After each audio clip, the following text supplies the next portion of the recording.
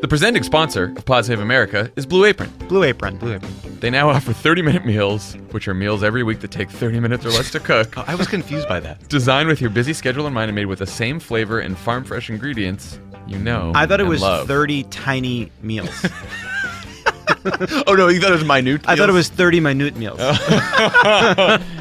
Get $30 off your first meal free with free shipping by going to blueapron.com/crooked. I think I threw an extra free in there.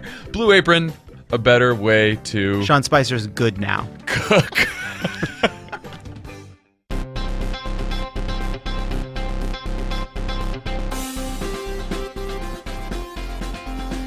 We are still in Hillary Clinton's basement. If someone could send some food and water. Welcome to Pod Save America. I'm Jon Favreau. I'm Jon Lovett. I'm Tommy Vietor. On the pod today, in studio, we'll talk to the editor-in-chief of the Huffington Post, Lydia Palgreen. And later, we'll call the host of Crooked Media's Pod Save the People, DeRay McKesson. Lovett? How was Love It or Leave It on Friday? Good? It was a great episode. Should people download it or People no? should download it. We Great. had Guy Branum. We had Aaron Ryan, who was hilarious. We had Julissa Arce. We had Cyrus Crooked Media Habib, friends. Lieutenant Governor of Washington. He's really funny. He's really funny. I like Cyrus a lot. He's a friend of mine, and I was excited for people to hear what he's like. Cool. Tell me who's on Pod Save the World this week. I'm doing an episode on some pretty horrible things going on in Myanmar. There is, in fact, what's been called an ethnic cleansing or potentially genocide of a group of people called the Rohingya, who are a Muslim minority group. It is one of those issues that is, the more you read about it, the more brutally hard it is to comprehend that this is actually happening.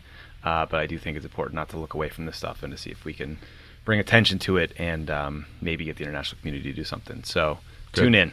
Glad you're bringing some attention to that. Okay, so before we get into real stuff, a lot of people on Twitter have been asking for a quick Love It rant on Sean Spicer at the Emmy last night. Well, I almost didn't make it in today because I'm still laughing so hard because it's so funny.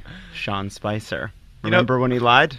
It's hilarious. Colbert is so well equipped to have Sean Spicer on and rake him over the coals for being a guy who has no morals and for being a huge liar. Just to have him come out and joke about lying at the podium from day one. I don't think it's funny. I don't think he should get that glossed over in his resume going forward. Yeah, what's weird about it to me is that Colbert was on Kimmel last week, and Kimmel brought up Spicer because Kimmel had Spicer on, and Colbert was very tough on him. Yeah. And said he doesn't seem to want redemption. He doesn't want us. He seemed to want to apologize. Exactly right. So that I figured, that Colbert would not do that. But it's just weird. We're gonna there's gonna be no penalty now.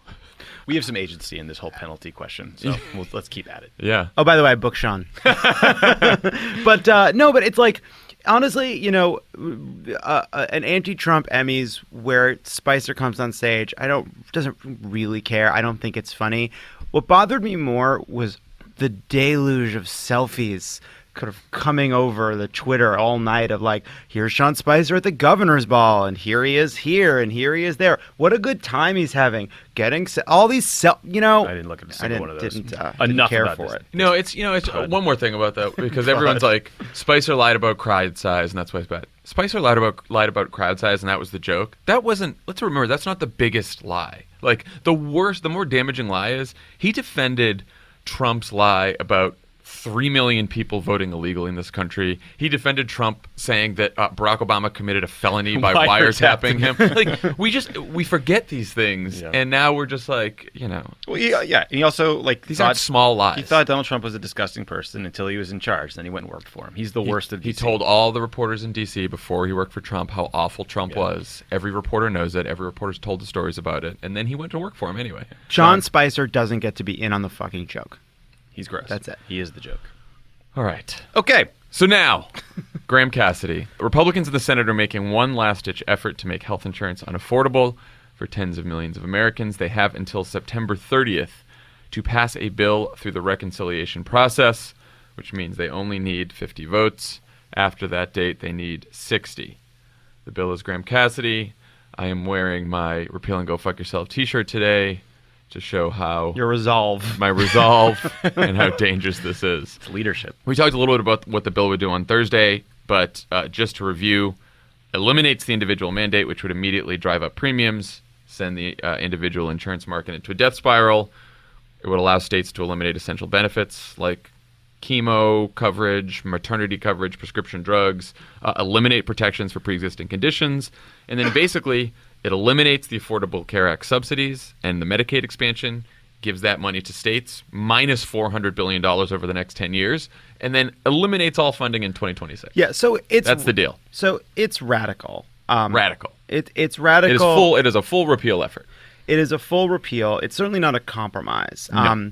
We're protected a little bit by the fact that this is their kind of fallback, third, final attempt at something, because we were dealing with ultimately a repeal effort that was rooted in the structure of Obamacare this entire time, right? All the different versions we saw, but for skinny repeal, which was, that crazy last-ditch effort just to get to the House bill, if you remember 2 months ago, the last time we were dealing with this.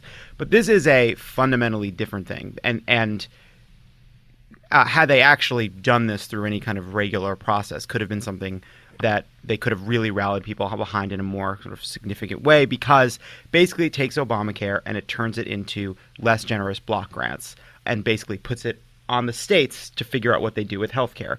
The many problems with this are, one, the way they deal with the Medicaid expansion is fucking nuts. So basically, 30 states expanded Medicaid and 20 states didn't. Those were a lot of rural states and conservative states that refused to do it, even though the money was basically free, which punished a lot of their voters. Well, what happens in this bill? Well, it takes all the money that went to Medicaid expansion to states that expanded and states that didn't, and just divides it up evenly as if no expansion had ever taken place, which is just a giant wealth transfer from states like California and New York and even Kentucky, states that did the right thing, and transfers them to all the states where their governors and legislatures didn't care enough about their poor and minority population to do anything about it to get them health care. It would be devastating. That is awful.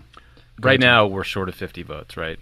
But I think the thing that makes a lot of people nervous is that this is a bill sponsored by Lindsey Graham in part. McCain is sort of waffling on it. Dean Heller is already on board.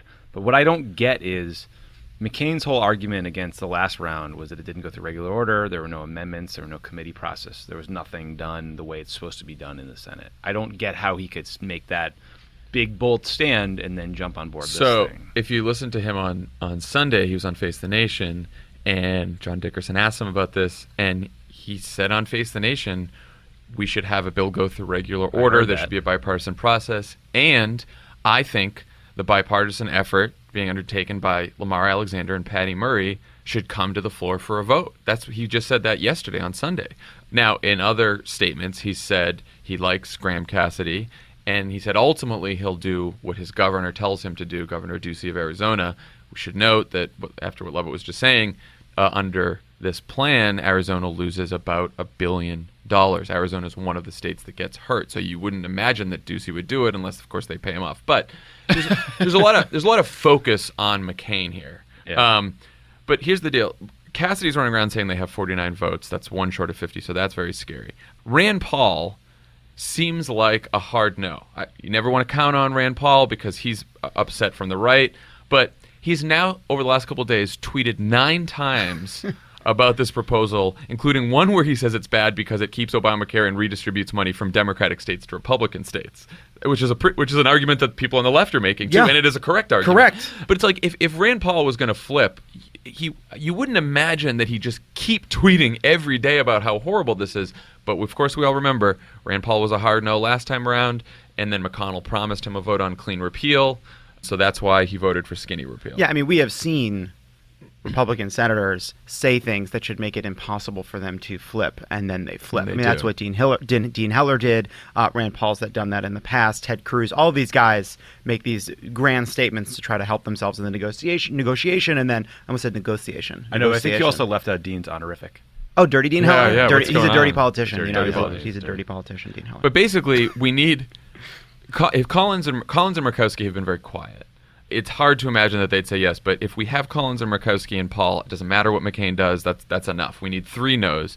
So, and Alaska's also one of the states that loses a bunch of money over the next 10 years, and nothing has really changed for the two of them since when they stood against the last proposal, which was on substance, not on process, like McCain.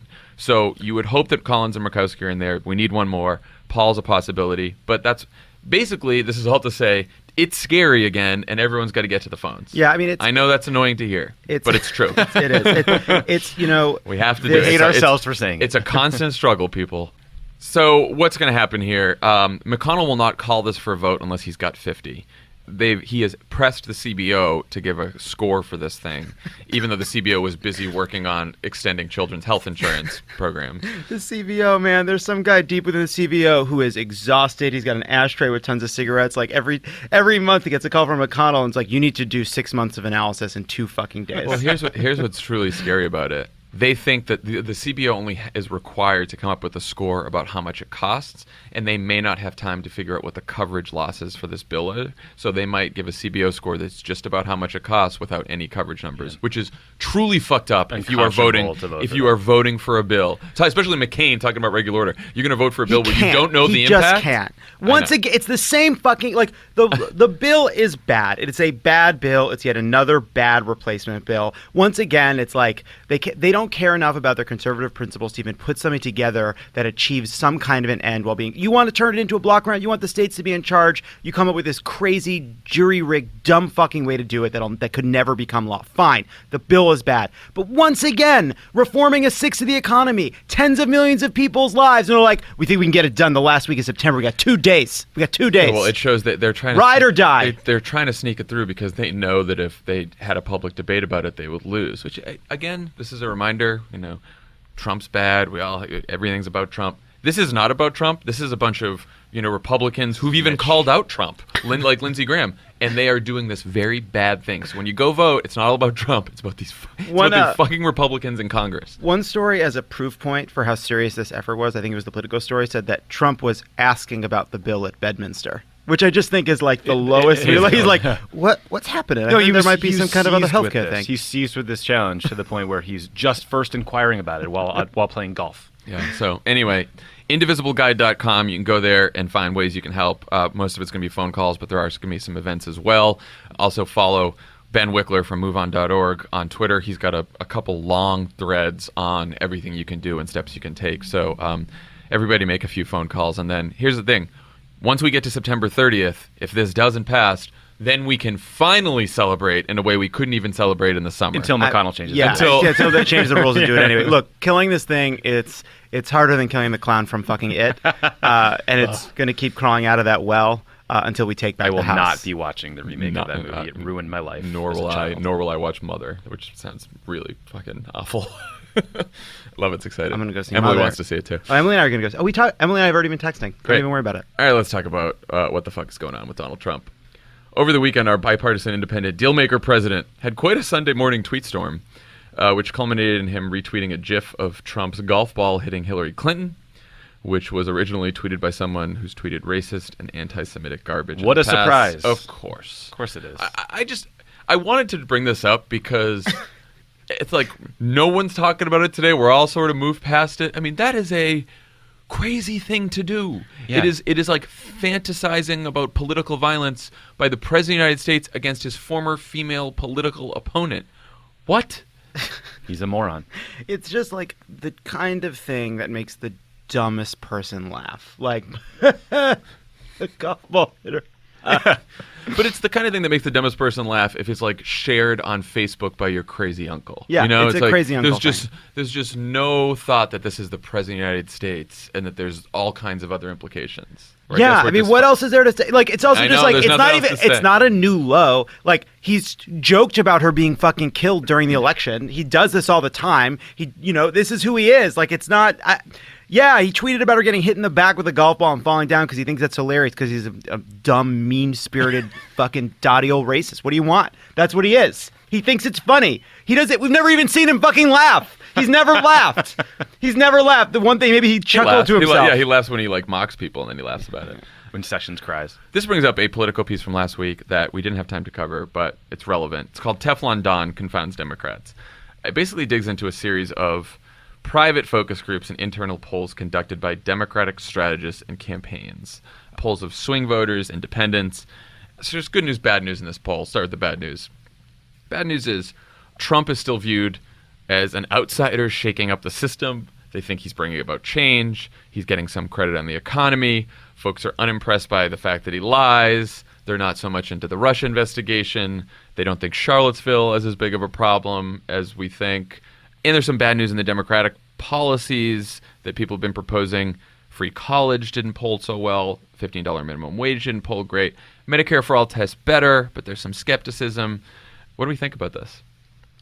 You know, it's just a good level set because I think a dose of skepticism is needed. Like, I think that's important. The piece makes this point that's like, if Democrats think they're on a walk because of Trump to like taking back the House and making these big games, and they should think otherwise. But the truth is, I don't think a lot of Democrats think that. I don't think we're all feeling super great and how easy it's going to be to win the House. I think everybody recognizes that it's really hard, and at the same time, it is one of those Politico pieces that you can just feel a conclusion searching for evidence as it goes along to kind of tell a story about how Donald Trump is Teflon Don isn't really what you would call somebody who has a 35% approval rating, right? It's sort of, that's somebody to whom everything has stuck. That's a cast iron pot with a lot of stuff grilled to it, like you made a grilled cheese and didn't flip it early enough. That was my take too. Like, I think that was Bill Burton's quote, and the final quote of the piece was Bill Burton being like, the guy's at 38%. Yeah. Like, it's not going well. He said everything's working. Yeah, taking back the House is not going to be won or lost just based on Donald Trump's approval rating. Like, that is the mood music that will allow us to fundraise, to recruit great candidates, and to put together a message to counter Trump and tie all these other Republicans to it. So it's a piece of a puzzle. I feel pretty good about Donald Trump being at 38, 40%. Like, that's not good. And he has not done anything to get himself out of this hole, including the short-term debt ceiling debate. But, like, it is a reminder that politics it's all about choices, and we need to put forward an alternative to Donald Trump that people like more than him, or like more than the Republican that's running on his party. So we have a lot of work to do. Yeah, I do think that we have to also decide what is the message that we go out with, not just on our side, but what we want to say about Donald Trump. And we always say this here, but there's like, he gives us 50 targets a day, and you call him a liar, you call him this. So some of the good news was the voters did seem exhausted about the chaos surrounding Trump, and there was a lot of interest in electing a Congress that can act as a check on him. And then the other message that seemed to really work with a lot of these people in the focus groups and polls were, Trump is out to make his rich friends richer at your expense. This is about stripping regulations, the corporate tax breaks, the health care, like him trying to repeal Obamacare was effective too. And on fights for people like me, Democrats have now pulled ahead of Trump. They were even with him in February. By a lot, too. By a lot. Yeah, I think because Trump scrambles so many of the rules and he does give us so many different directions to go, we kind of forget some of the basics. And even though he's going to do so many different and disparate crazy things over the next year, we do need to start getting behind a sentence. Like, I don't know if, Donald, rich friends richer, fine, whatever it is, but it's like, Donald Trump is out for himself and making his rich friends richer. That's why he's trying to distract you by hitting a golf ball at Hillary Clinton, because he's doing all this other stuff. Whatever it is, we need to get to some place where the first part of the sentence is the same. And that's been really hard, and that didn't happen in 2016 at all. Yeah, there needs to be a core criticism that is repeated every day. It's funny, I heard someone, Bernie Sanders was interviewed the other day, and someone interviewed him about, what do you think about Donald Trump so far and everything he's done? He's like, not only is he someone that wants to give tax cuts for millionaires and billionaires, like, first thing out of his mouth. Yeah. And then he went to talk about Charlottesville and racism and everything else. But it's just that there is a message discipline that's going to be required in the campaign going forward. And I think this piece is good for that. Especially as the Mueller stuff continues to leak out every day. And winning the House is going to be really hard. Donald Trump being unique doesn't make the race to win the House unique. It's not. It may look like a Bush thing. We may be able to pick up a bunch of seats, but it's not going to be easy, and we're going to have to fight for every seat. Yeah. That's all. I want to talk about what's going on this week. On Tuesday, Donald Trump will deliver his first speech to the annual United Nations General Assembly in New York, which brings together leaders of the 193 member nations for a week of meetings and speeches. Major topics be Iran, Syria, terrorism, and maybe the most pressing, North Korea. Tommy, you went to all of these when Obama was president. They're called UNGA. It's called UNGA for short. That's the acronym. UN General Assembly. Yeah. What can we expect there? What usually happens there? I mean, it's a place for the member nations to convene for a week. There's a lot of speeches. There's meetings to discuss global security challenges. The focus changes every year, but it's been, the Middle East, Syria, Iran, like some of the hot button issues. I think this year the focus is going to be on figuring out Donald Trump. They want to know what America First really means. We're coming off previous summits that were defined by Trump refusing to reaffirm the most important part of NATO, shoving the prime minister of Montenegro for no good reason, leader of the free world, driving around by himself in a golf cart while all the other leaders hang out. He's also described the UN as, quote, a club for people to get together, talk, and have a good time that's sort of useless. So I do think, like, North Korea is going to be front and center and trying to figure out the next steps as they continue to flaunt the international community. This will be made harder by the fact that Chinese leader Xi Jinping is not going to be there, so it's hard to see where real progress come from. Trump has been making a lot of noise about pulling out of the Iran deal. A whole bunch of people are going to lobby him not to do that, including Francois Hollande, leader of France. They also are really going to be focused on Venezuela, Myanmar, like, why did you pull out of the Paris Climate Accords? I think U.S. journalists are also going to be very focused on Rex Tillerson, because he has been about as irrelevant a Secretary of State as we've ever had. And people are also going to focus on Nikki Haley because she's sort of stepped into the breach and the leadership void that he has created. So, we'll see what happens. Trump's there for like 3 or 4 days. It is like the worst kind of diplomatic speed dating you could ever imagine. You have major speeches. You have to like know what to say in the bilat with Qatar and the lunch with the Japanese PM and the South Korean PM about North Korea's nuclear program. Okay, so quick question. Not up for it. Yeah, he's not going to do that. So then what happens? I mean, I don't know that there's like the expectations game has gotten run down so low. But I do think I've noticed that. They're like, what, is he going to get up there and scream at everyone in his speech and say that he hates the world? I was like, no, he's probably going to give a normal fucking speech. Right. Let's not. I mean, it's hard because the summits like this where all the leaders are together, usually you do a whole ton of work leading up to it to try to get to some deliverable, some big accomplishment, something to announce. And when you have a State Department that is essentially not staffed, it's very hard to have the team in place to do that and to like get to the place where we have accomplished it. So we could say, you know what, Venezuela is a disaster, and we're going to ratchet up political pressure on them until they stop doing X, Y, or Z. Or like there's a ethnic cleansing happening in Burma. We are focused on it. This is the money that's going toward helping refugees who are fleeing to Bangladesh. I have no confidence that any of that is prepped. It really feels like they're so reactive. Like they don't. Like you can never, like, what is Rex Tillerson's agenda? Like, I mean, they've pulled out of Paris. They're dealing with North Korea. They're trying to seem as though they're competent. It seems as though everything about what Nikki Haley does, what Rex Tillerson does, is about doing this first level thing of just demonstrating that we have a competent and working, functioning diplomatic effort in place, which is the threshold entry for actually doing something in those jobs. Rex Tillerson has spent 9 months reviewing the staffing levels at the State Department for some reorg that he wants to put forward. Meanwhile, like, he has no assistant secretaries of state. Like, there's no management reorg where you're going to say, you know what, we don't need someone in charge of Europe or the Middle East. Like, there's some things he's done that, yeah, actually kind of make sense. Like, he's gotten rid of some of these special envoys that deal with challenges that kind of aren't really a big deal anymore. Like, so that's fine. Like, the State Department could be shrunk down a bit and made more efficient, but it's just, I don't think there's a single cabinet member that is more of a disappointment than Rex Tillerson. Like, even Rick Perry found religion and was like, oh yeah, the energy department, like, we should have that. Oh, I will take guarding our nation's nukes seriously. Yeah, right. I'm going to show up to work. So I'm a little scared about North Korea.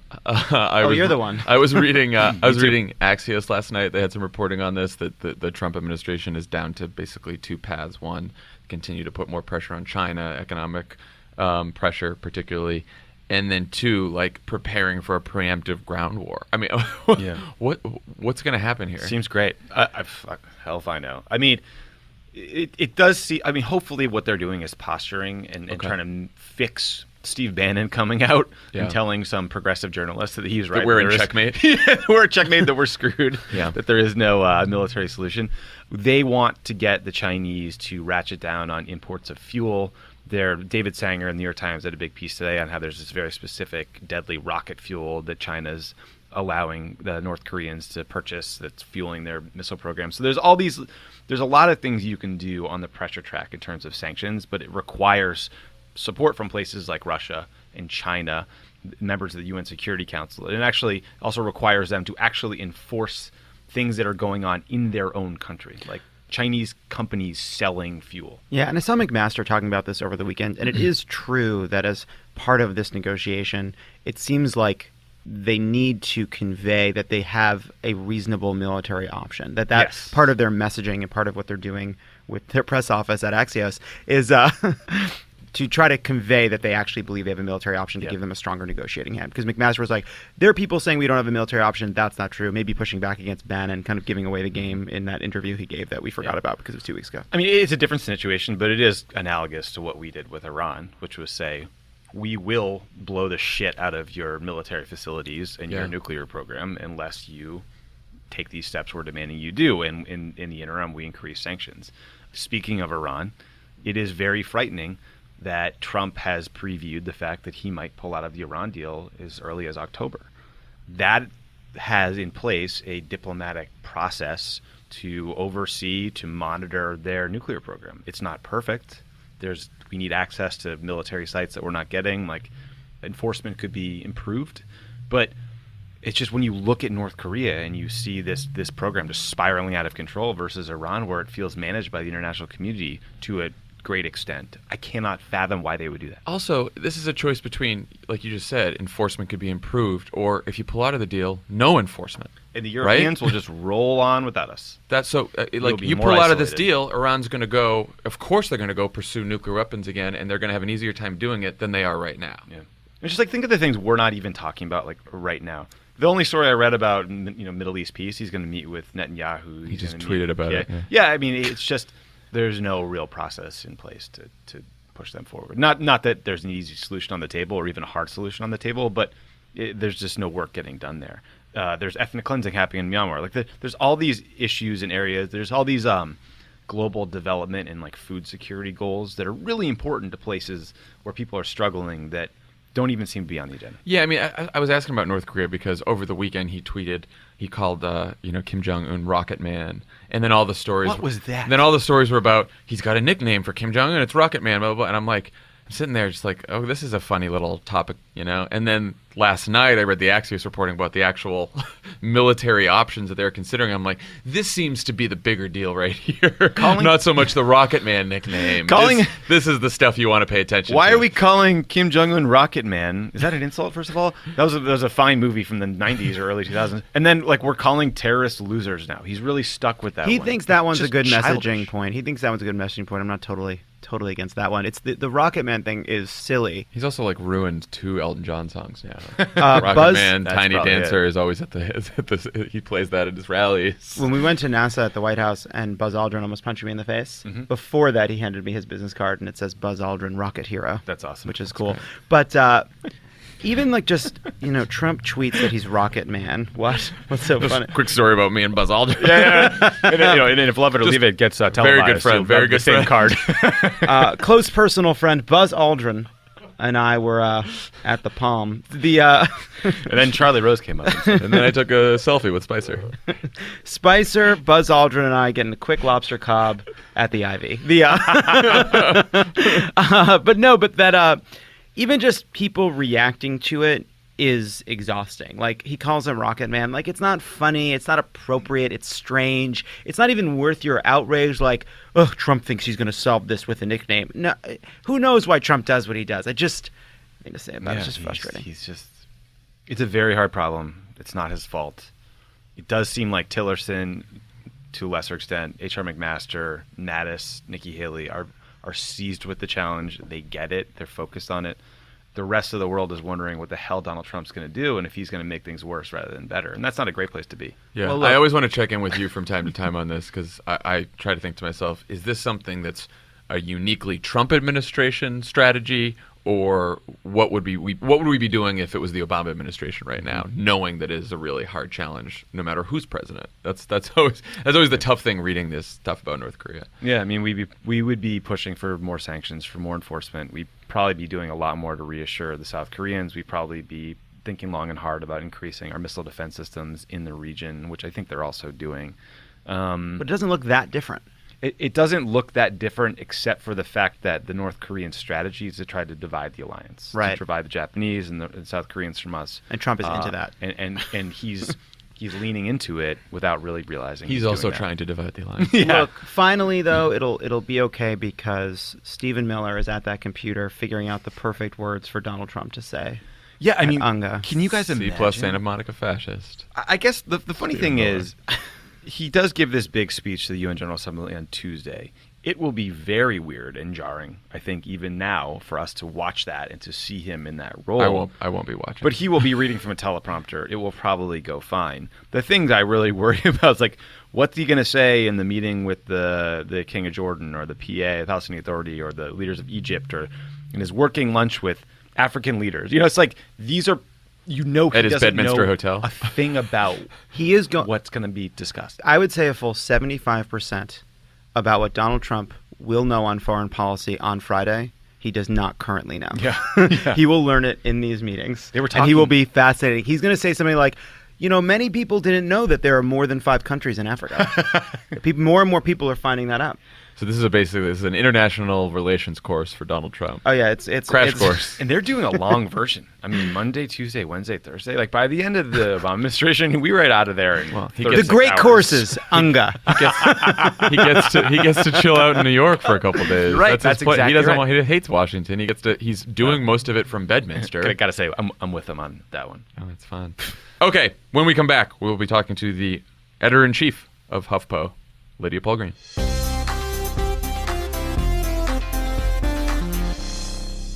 Pod Save America is brought to you by Sonos. Sonos. Speak freely about your love of Sonos. Okay. I went down to Orange County yesterday to visit a friend of all of ours, Nikki, who lives there.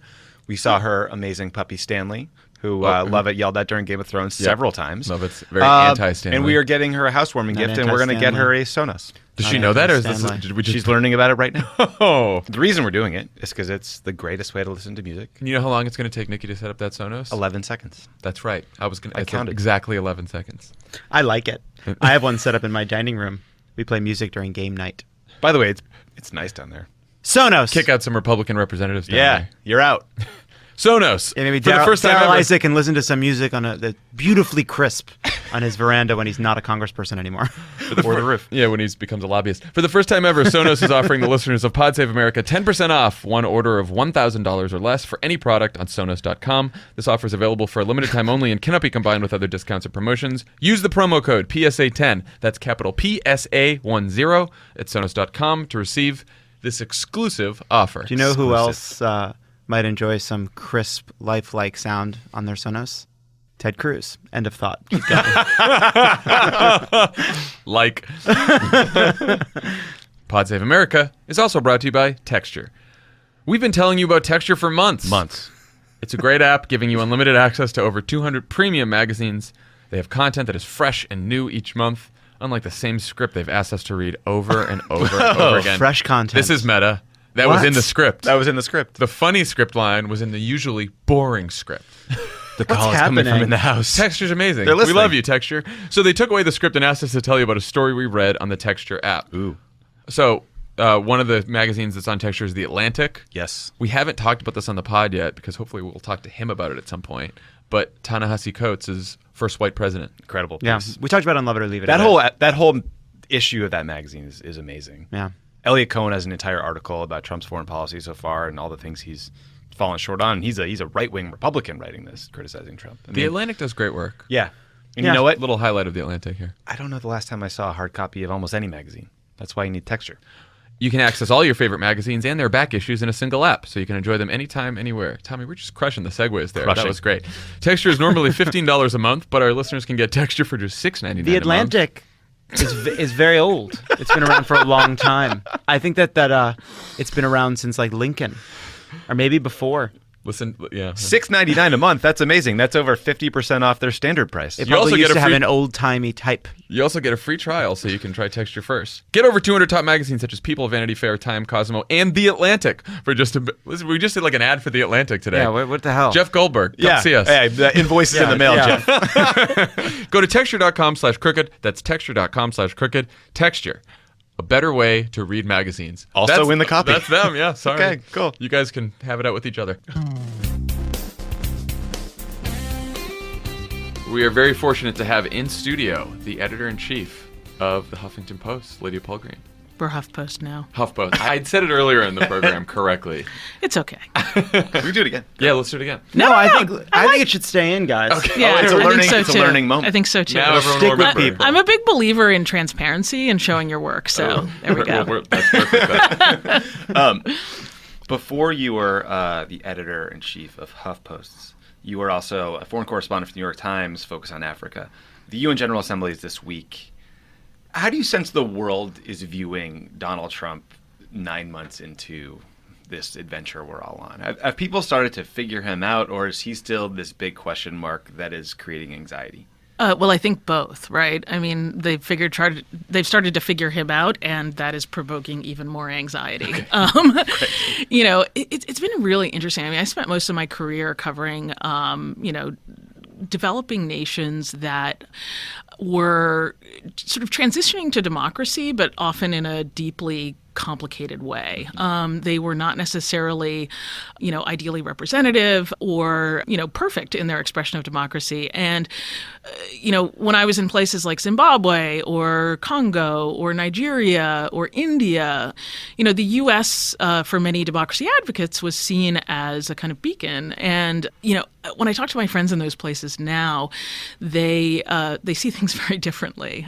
I had a conversation. This is like such a Tom Friedman thing to say, but we've been going around the country on our Listen to America tour that HuffPost is doing, visiting 25 cities, and I was in St. Louis for the kickoff, and I had this conversation with a Lyft driver going back to my hotel, who's originally from Uganda, and he's lived in the St. Louis area for 13 years. He's a nurse and drives Lyft on the weekends, and he said, we had a pretty in-depth conversation about the situation in Uganda. They've had a strongman president, for the past 30 years. And he said, I used to call Uganda to check up on people there, and now people are calling to check up on me. Great. And that, to me, really encapsulates how a lot of people, from the world that I used to spend most of my time covering, feel about what's unfolding in the United States right now. It's a mix of horror, but also, it feels very familiar. Having a leader who's using fear, antipathy. I mean, in Uganda, for example, it wasn't Muslims, but it was actually gays who were used as a kind of a way to whip up antipathy to the opponents of the president. So, I think it's really useful to look and see how the rest of the world is digesting and seeing, the Trump presidency. And you're seeing, don't forget that Trump is part of a wave. I covered India, and Trump is of a piece with figures like Narendra Modi. Yeah. So I think the global lens is really important in thinking about what's unfolding in America right now. So you were covering countries transitioning into democracy, and now you're covering one transitioning out. So you became editor-in-chief of one of the largest left-leaning media organizations right as Trump is elected president. We're now 8 months in. What's been the biggest challenge of journalism in the Trump era, and what surprised you? Yeah, I mean, it's really interesting. I mean, I think HuffPost has traditionally been described as a left-leaning news organization, and I suppose there are some ways in which it's true. I'd like to think of us as progressive, but I think this is a moment where the traditional poles of left and right feel so scrambled. And, you've got these two giant forces, globalization on the one hand and technological change on the other, converging to really re-architect how power works in the world. And so I think of us, the best way to describe our identity is, we're for people who earn a paycheck and live on that paycheck. And that's actually not an ideological point of view. What does that mean in practice? Well, it means that, we're pretty critical of everyone, who's powerful. Well, so you say that it's more populism than ideology now. Yeah, I mean, and I think populism has become a dirty word in our current political climate because it's been used in so many negative ways, and the history of populism in the United States is not a happy one. But it's hard to ignore the fact that there are huge parts of the country and frankly the world that feel alienated from the most powerful institutions that govern our lives, whether it's politics, whether it's media, technology. There are just so many things that feel, I think, fundamentally alien. And I think one of the things we're trying to accomplish with this listening tour is to sort of get beyond the divisive tactics that have divided people and help people, particularly working people, see the things that they share and that they have in common. And, once you get past, the kind of Fox News framing around political correctness and, transgender bathrooms and things like that, and get people having a real conversation, I think that they often find that they share much more than divides them. Well, I just want to follow up. You say, so taking on both sides, right, or sort of viewing, not being easy on the liberal side, right, and that would be a difference than what, say, a more liberal publication would do. Where do you think more liberal-leaning places are falling down on the job in holding Democrats and progressives accountable? It's a great question. I mean, I think, Democrats love nothing more than a circular firing squad. So, there's a lot of kind of internecine battles going on right now. It feels like we're going to replay the 2016 primary, probably well into our grandchildren's, lives. But, I think that, the relationship of the Democratic Party in particular to big institutions, financial institutions, to the technology industry, I actually think that, you're seeing an emerging set of voices that are asking really, really hard questions around these issues. So we're definitely not alone in that. I've been super encouraged to see a huge emphasis on the questions around technological monopolies. I think that, the battle over identity politics is pretty uninteresting to me, but it's good that it's a conversation that we're having. So I'm not going to criticize any sort of left-leaning publication for doing this or not doing that, but I do think that anybody who cares about these issues needs to be putting real pressure on the political leadership, and also the sort of big institutions like unions, as much as they remain a force, to really be kind of like foot soldiers in this battle, and putting that pressure on and continuing to advocate for these issues is extremely important. I guess, it seems like to me that those are critiques and access points from the left as well, right? That, sure, like a desire for a stronger, union force, a desire to take on sort of big technology companies that are monopolistic. I guess to me, I see MSNBC at a moment where there's incredible liberal activism kind of going out and trying to find conservatives to kind of level the playing field. And I guess I wonder why this would be a moment to come at these issues.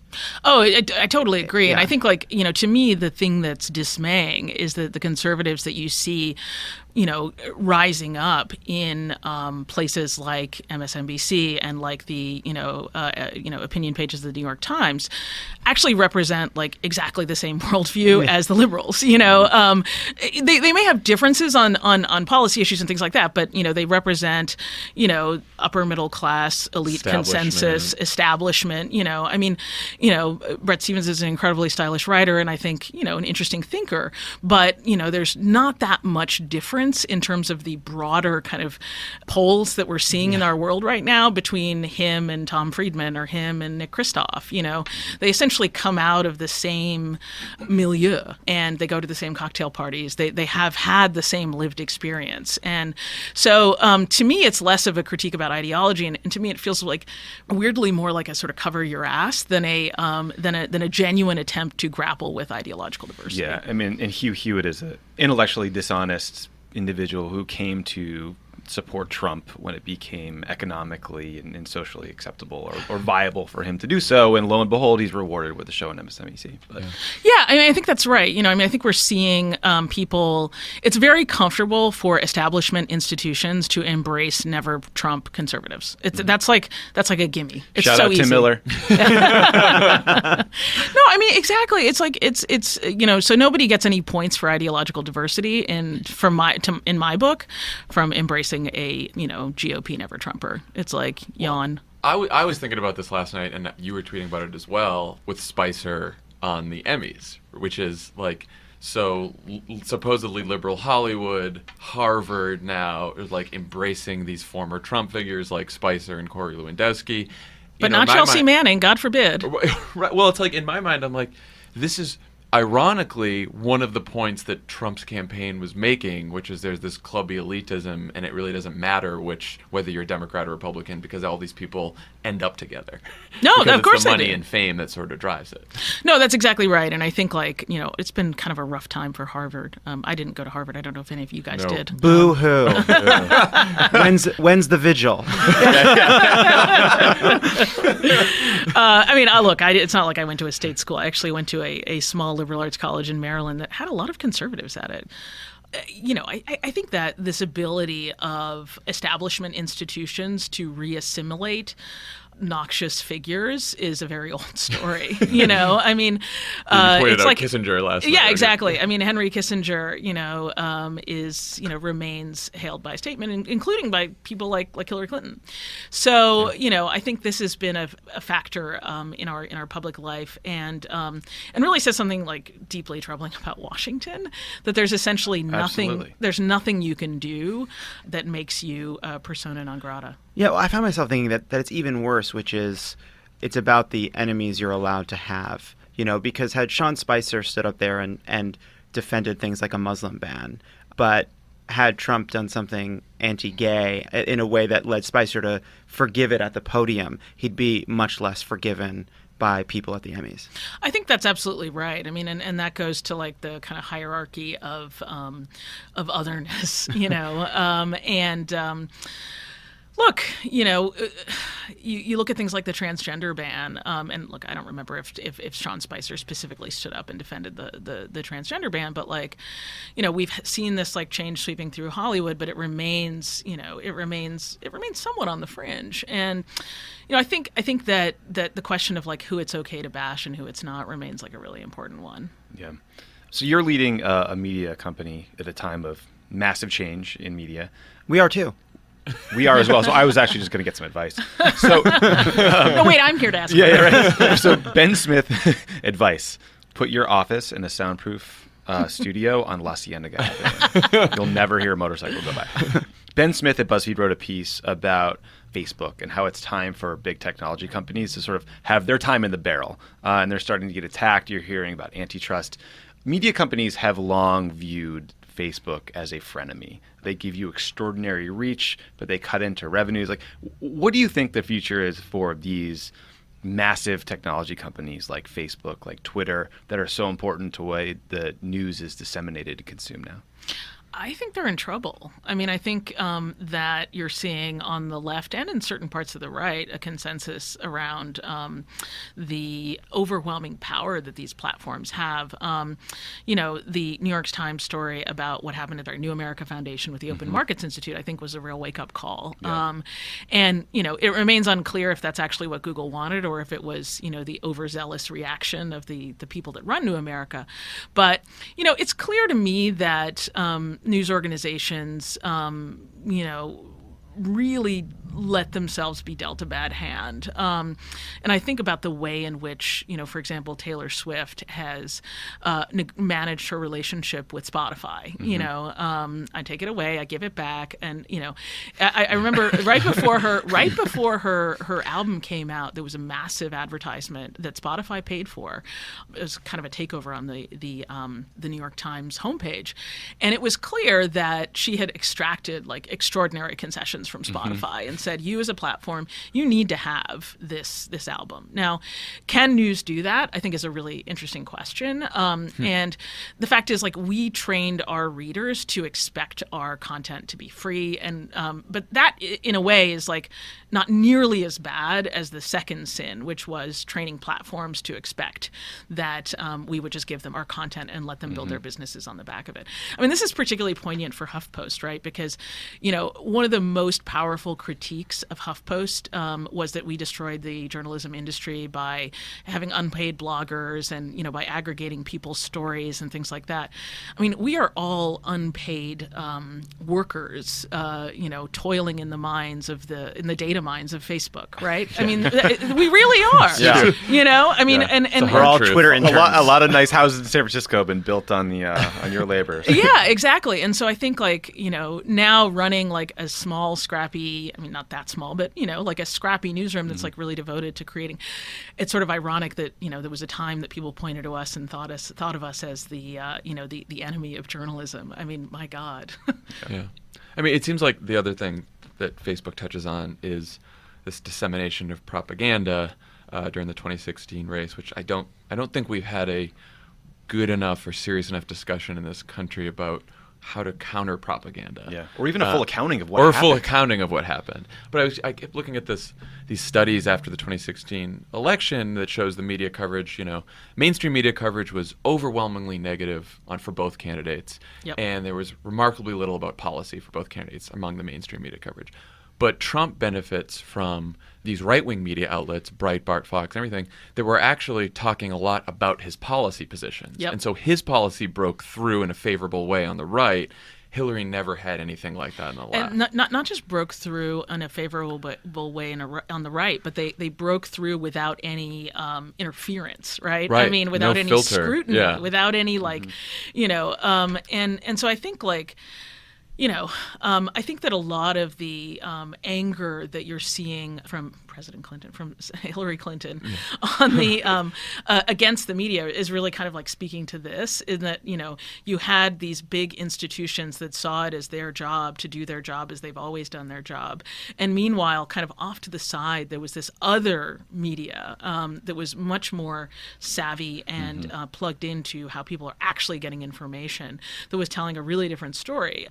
And look, I mean, one of the basic things. I mean, there's absolutely progressive. I wouldn't quite call it fake news, but there's progressive, kind of manipulative media. I know because my mother bombards me with it every single day on Facebook, but. There also doesn't seem to be the receptiveness to that among, on the left. I think that there is a more questioning, less likely to sort of accept this kind of simplistic framing that we were seeing on the right. And so, so I think that you're seeing efforts on the left to try and replicate the Breitbarts and others. I don't think they'll succeed. I don't think we want to. I mean, No. It's always bothered me because when people bring up Fox and Breitbart, they'll say, "Oh, and then on the left you have MSNBC and HuffPost." They're It's just like, yeah. it's not No like clue. that. There's no comparison. We would be in much better shape if there was a Rachel Maddow of the right. If that's who people were tuning into on Fox News, it'd be like, But it's my be question great. is, I Yeah. don't think we want to replicate that. But so what do we do on the left? I mean, you guys must struggle with that, right? Oh, we do all the time. And I think it's not to say that, if you read Breitbart on any given day, which I do read every single day, they are absolutely writing about divisions within the right, so it's not like a kind of amen corner for the GOP. And so I think our kind of fratricidal coverage of the left is not dissimilar from, Right. from That's true. what you Certainly see. now with Bannon back, Certainly now with Bannon back, you're seeing that. But I think that there has been this really skillful, kind of transmission of memes on the right that just would never work on the left. I agree. And, I've been thinking about this a lot as we learn more and more about Russian propaganda efforts, because it's not that they were more technologically effective or better funded than, say, Hillary Clinton's team or the DNC's team. There had to have been something about the content that people were more willing to believe. And I think it's because they're willing to lie. They're willing to say Hillary Clinton murdered people and here's the list. And when that shit gets in your head, it's hard to get it out. And I don't think that's something we ever want to replicate on the left. At least I hope not. But on the right, it's like we saw this about Obama from day one. The birther garbage was exactly that. Right. I think it really has to do with your relationship to truth and fact, right? If you have any sense of right and decency and care about, the actual world in which we live. That's why I think, people who are shocked that, Trump and Schumer, that, Chuck and Nancy and Donald Trump are, making deals. At the end of the day, I think that for the Democrats, saving DACA is like not a joke. They're not going to sell out, 800,000 people who came to America as children for the sake of not giving Donald Trump a win. I mean, agree or disagree with the Democrats, that was not the case with the Republicans under Obama, right? I mean, they were willing to do almost anything to prevent him from getting almost anything. And what we're seeing right now is a Democratic Party that's behaving like adults. And I think that's just the reality that we need to live with. That at the end of the day, people like Chuck Schumer and Nancy Pelosi are going to make deals with Trump because it's just too important. Yeah. So last question, and then we'll let you go. Because you've covered so many countries transitioning into democracy, how do you think that our institutions are holding up so far under the Trump presidency? Or how concerned are you that he's doing lasting damage? I mean, I think that our institutions are holding up actually pretty well. I think, for all the criticism of the media, there's so much great journalism out there right now, and, people are not intimidated. And I think that that's really powerful. I worry a lot about the courts. I think that, something that people are probably not paying enough attention to is just how much power the president has to shape the courts. And given our current, our current setup in the Senate, this is going to have profound and lasting impact. If the Republicans achieved only one thing, denying a Supreme Court justice to President Obama and handing a seat to Neil Gorsuch is a generational win that will not soon be undone. So I think that's one area where we have to be really, really be watching closely. I'm an optimist by nature, and I think that, particularly traveling around the country on this bus tour, I'm going to Birmingham from here, I just have to believe that, the sort of the real stuff of the country, which is people in their communities, making changes in their lives and in their political institutions and their civic institutions, that's the thing that's going to keep us from going off the rails. Yeah. Look, there are countries that have perfect elections under the auspices of the United Nations. For example, I covered one of the first elections in Congo after the Civil War, and that was a beautiful election. Everyone cast their ballots peacefully. The ballots were counted correctly. That country has no institutions, and so it's just been a mess ever since. In Nigeria, they can't hold an election to save their lives. There's open ballot stuffing and, all kinds of shenanigans that go on, but its judiciary almost always gets it right, and its institutions, sort of hold the country in place, and that's why, despite everyone thinking Nigeria is a mess, it's actually held together all these years. And so when I think about the United States, I think about us as being, there are parts of the mechanics and the furniture of our democracy that are vulnerable, but there are sort of deep institutional reasons why I think we have reasons to be optimistic. We also need Trump's lawyer to keep going to steak lunches and just talking loudly about their strategies. Mexican Vogel. Getting a pop over and talking about a safe with secret documents. Keep it up, man. Read about it in the New York Times. Yeah. Lydia Paul-Green, thank you so much for joining us. And please come back again soon. It's a pleasure. Thanks, good luck guys. Good luck on the bus tour. Yeah. Thank you. It'll be fun. Yeah, it's awesome.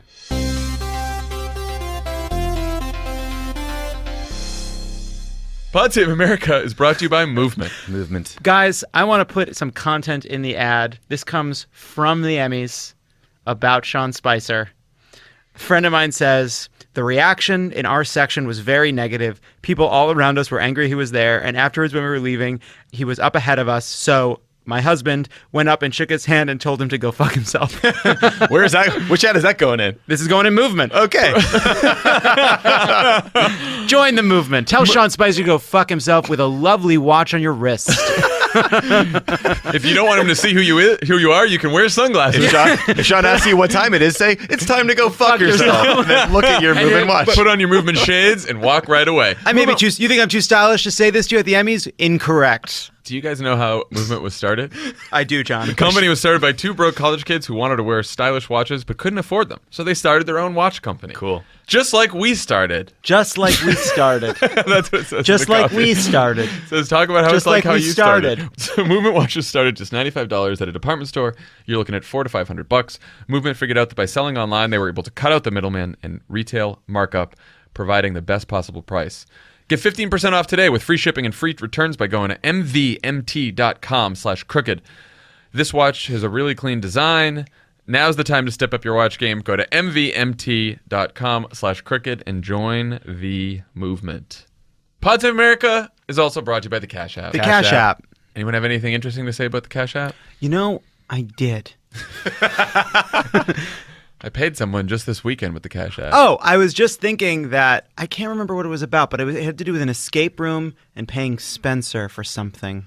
And I was thinking, I'm going to do this through the Cash App. Oh, you know what it was? Is I went to see It last night, and Too scary. no, it was great. But like, we bought movie tickets, then we went for conveyor belt sushi, then we saw the movie, we got candy, then we got a pizza after. It was a great night. Oh, I know. It was a great night, but it was hard to settle up. Saturday morning, Tommy and Emily and Hannah and I all went to Canner's Deli. And, Oh, yeah. And Tommy, instead of splitting the check, Tommy paid for it, and I paid him with the Cash App. And then I said, this is so that we have content for the ad on Monday. And I was full and here's until the content. next day because Cantor's is delicious. Cantor's I ate Deli. alone.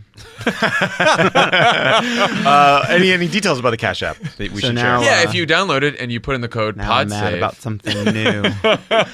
that's $5 for you. That's $5 for hurricane relief efforts.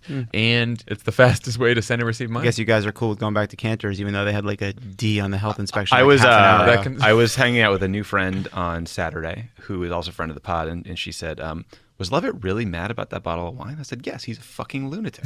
He was very, That's what we're very saying now. angry. You want to bring that back up? You want to say that I'm crazy? Total lunatic. You know what I really like? When, like, grievances are back on You know the what's Cash really App good? Everybody ad. likes when a straight Get white guy more tells them that they're grievances. crazy. Calm You're down. so Calm crazy. down. Oh, okay. Yeah, feminist Calm over here. down. Feminist Yeah. Jon Come at me Lovett. with Yeah, that. why don't you read me another anecdote from your friend at the Emmys, you fucking populist hero? I'm not going to be talked to in this way. It's my show. Revealing. Cash App. It's a simple, it's an easy way to pay people back who you thought were your friends. The Cash App. Pods of America is also brought to you by Postmates. Postmates. Postmates is a way to get Things food to your delivered house. to your Yeah, look, house. if your friends went out to breakfast without you and you're by yourself and looking for something to that eat hard to because you fucking need text to me? dine, you can Postmates a delicious breakfast directly to you. I did something on Saturday. I was social. $100 free delivery credit. If Went to you a don't have barbecue. Postmates, you download it. That's $100 in free delivery credit. I You went use to that a within barbecue. 2 weeks. You Put in the weren't code there. Crooked. You get all kinds of food delivered. Postmates is basically the only way we can eat here at Crooked Media because they close down everything. Yeah. Do you guys want to hear what my most recent Postmates orders were? I will read them without exception. Yes. Yes. It's pretty healthy. I got a chopped salad. Before that, I got a poke bowl. Cool. On kelp noodles, which I've become an evangelist for. Not a fan. You didn't like them? Gross. Oh, and then you find I got buffalo wings and a cheeseburger and fries. What day was that? That was in August because it was before I started my new contest with Spencer. Are you winning? It's not winning. It's like the Paris Climate Accords. You can't really lose. It's just non-binding. It's about Got it. transparency. Postmates. On the pod today, we have the host of Pod Save the People, DeRay McKesson. DeRay, how are you?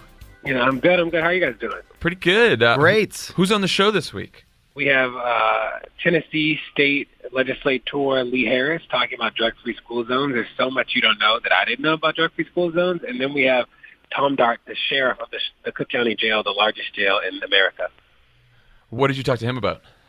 You know, actually, today, on Monday of this week, which is today. Today's Monday. I know, man. It's hard. I know the feeling. No, today is Monday, right? Yeah. Yeah, I it thought is. this was on Tuesday. Yeah, today there's an order that goes into effect by the chief judge in Chicago that should fundamentally change money bail there.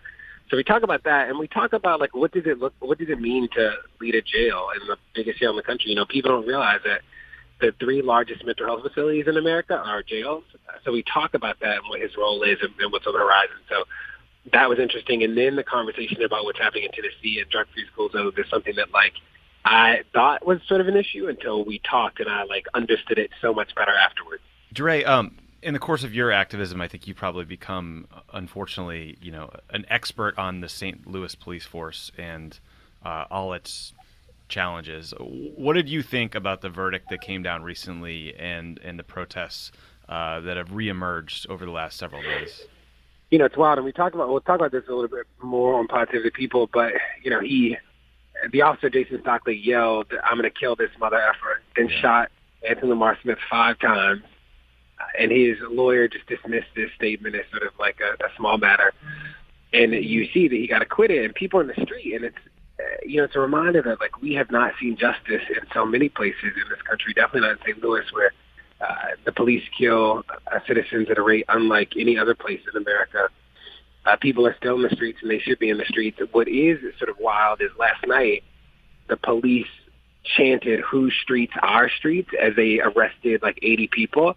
And it's that sort of like gang mentality from the police that leads people to protest. Like, when have you seen the police yell, "Whose streets are streets"? They don't own the streets. They're supposed to be public servants, but we've seen that not be true time and time again. I mean, literally taunting activists from Black Lives Matter, right, they were reprising a chant that they had heard previously.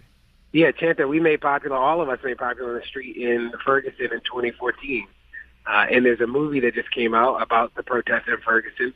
So I'm sure they have seen that or heard of it, and they definitely know the chant, and they were trying to use it to show that they own the streets, that it's theirs. And it's like, that's not what democracy is. That's not what it should be. No, it's not. Dre, as an organizer, how do you shape the way these protests are covered? So it seems like it's a constant struggle between getting out information like what we were just talking about when you're saying, the police chanting that and the police antagonizing protesters, and people who'll cover, a couple protesters, throwing something at a house or something. So, like, how do you – is that something that's on your mind when you're organizing these protests? Is it just, it's beyond your control, so what are you going to do? Or what are your thoughts on that? Yeah, so, that's also what's interesting about what's happening in St. Louis is that they're using social media as a way to sort of put out propaganda in a way that we've not seen another city do. And those police officers definitely didn't do that, 3 years ago. Yeah. As an organizer, I had 800 followers in 2014. I've 900,000 now, and tried to be really thoughtful about using that platform to help people like feel and see and smell what was happening. And, in the digital space, that's really important because most of the people that care are not physically with you. So the more that you can help people like understand how many people, what's the mood like, what does it feel like in a consistent way, that goes a long way. What else do you think has changed with regards to police violence and resulting protests since, you first went to Ferguson 3 years ago? Yeah, people thought there was a crisis in Ferguson. They didn't think there was a crisis in America in 2014, and now that has completely changed. Like, people understand that there's a crisis all across the country. I think now, like with most issues, people are like, what can we do, right? They're looking for what the solutions are. And there are some places that have been more resistant than others. I think that what we've not seen change is the FOP, that the police unions have almost wholly been against any change at the national level for sure. And with this administration, we don't see the DOJ any longer pushing for reform or any substantive change to the system.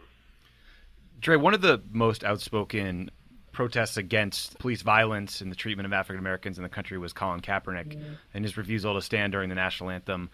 It has been interesting to me to watch the way his leadership has been covered over the course of the last several years. And I think anyone who read Rember Brown's piece in Bleacher Report recently, have seen the way he's brought people along with him. I'm wondering what you think about Kaepernick's stand against police violence and where that effort is. Yeah, I was just with Colin the other day. We were together for a couple hours, and then Jack joined. Jack, the CEO Twitter, who's great and a friend, and they were together for the rest of the morning. Colin is very kind. He's kinder than I think people sort of get the impression of when they see him on TV. Really dedicated to these issues, both here and globally. And the reality is that nothing that Colin is saying about race or justice is controversial, right? He's saying that the police should be killing people, and that is true. Yes. He's saying that this country was founded on racism. That is true. These aren't controversial things. He still trains 5 days a week. He's ready at any moment if he gets signed by a team. It's also wild to see the owners almost seemingly join together to block him. And that isn't fair, isn't right. So hopefully we'll see an owner step up and not bow down to the peer pressure of the rest of the owners and do what's right. 32 owners who are old, wealthy, white men, I believe. Many Trump donors. Yeah, many Trump donors. Yeah. Yeah. Do you guys have any idea of who is a strong owner who isn't susceptible to peer pressure? Love it. Yeah, DeRay, as you know, I'm a encyclopedia of knowledge about the National Football League. I have no idea. Yeah, to be honest, I don't either. But he's obviously good enough to play on a lot of teams. The question early on was whether he was holding out for a starting job and didn't want to be a backup. Well, clearly that was not the case, and that there was other issues that kept teams from picking him up. So hopefully a team will show some courage and bring on a very good player.